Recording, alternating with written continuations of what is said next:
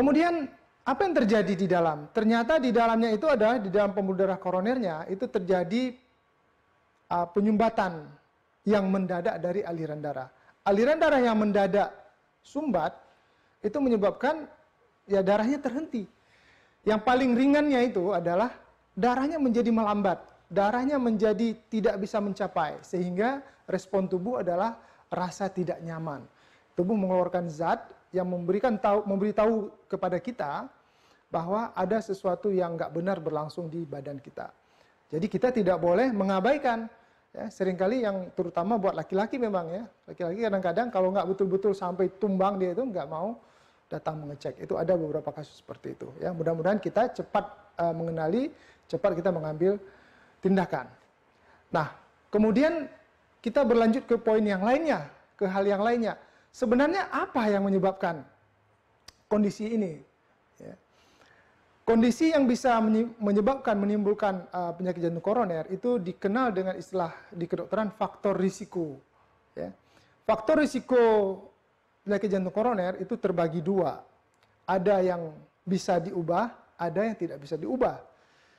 Di antara yang bisa diubah, yang paling banyak di masyarakat kita adalah yang pertama, merokok. Yang kedua, penyakit diabetes mellitus. Yang ketiga, penyakit hipertensi atau darah tinggi. Yang keempat, kolesterol. Yang kelima, gemuk. Ya. Yang keenam, aktivitas fisik yang kurang. Yang ketujuh, terlalu stres. Ya.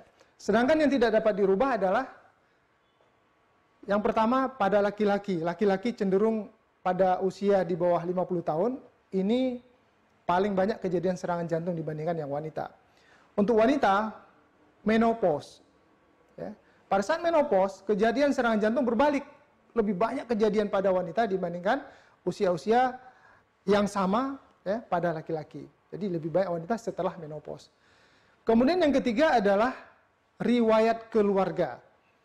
Kalau ada di dalam keluarga Anda yang langsung berhubungan dengan Anda ke atas ayah, ke samping saudara kandung, ke bawah anak, yang ada serangan jantung, dipasang ring, atau bypass, atau kakinya sumbat, atau stroke bahkan, dalam usia kalau laki-laki kurang dari 55 tahun, atau perempuan kejadian serangan jantung tersebut di bawah 65 tahun, maka Anda termasuk yang berisiko.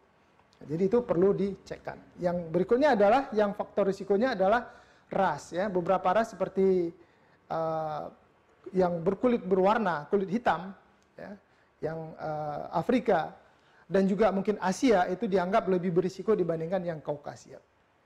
Nah, Bapak Ibu sekalian, jangan terlalu pusing dengan yang tidak dapat diubah. Ya. Tapi kita harus tahu memang apakah ada.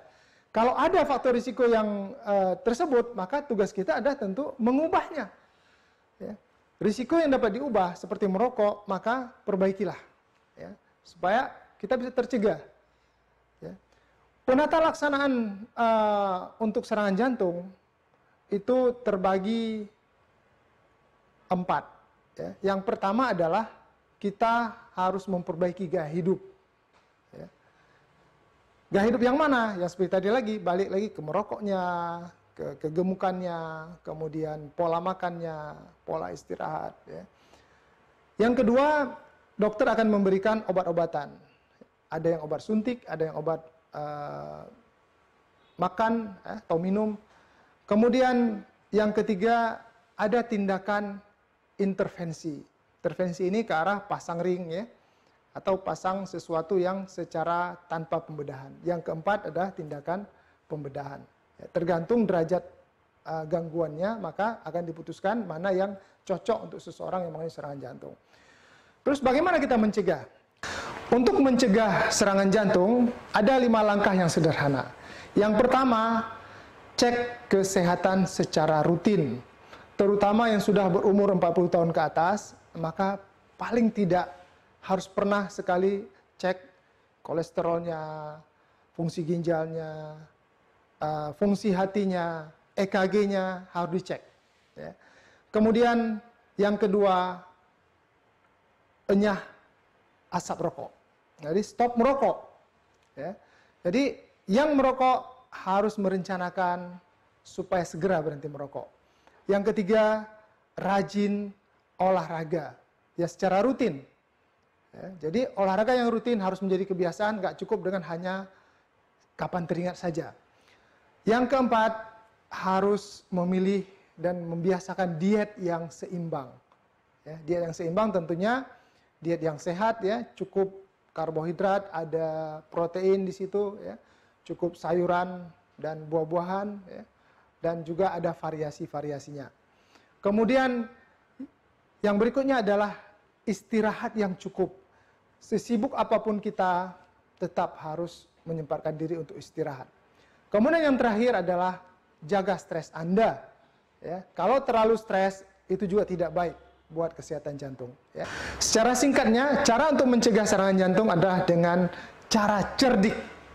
Yang pertama, cek kesehatan secara teratur. Yang kedua, enyah asap rokok. Yang ketiga, rajin olahraga. Yang keempat, diet yang seimbang. Yang kelima, istirahat yang cukup. Yang keenam adalah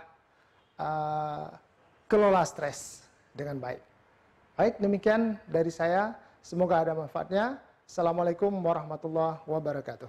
Baik, terima kasih kita ucapkan kepada pemateri kita, Dr. Muhammad Ridwan, spesialis jantung konsultan yang sudah menyampaikan materi tentang serangan jantung. Banyak hal yang kita dapat, terutama bagaimana serangan jantung terjadi, kemudian apa saja faktor risiko jantung, tadi sudah dijelaskan. Kemudian yang jangan kita lupakan adalah cara pencegahan daripada kita jangan sampai terserang oleh serangan jantung, yaitu dengan pola cerdik. Baik, harapan kami dari instalasi promosi kesehatan rumah sakit, materi yang sudah disampaikan tadi dapat bermanfaat bagi kita bersama dan dapat kita sampaikan kepada keluarga di rumah sehingga kita dapat mencegah terjadinya serangan jantung. Demikian kita akhiri. Assalamualaikum warahmatullahi wabarakatuh. Salam edukasi.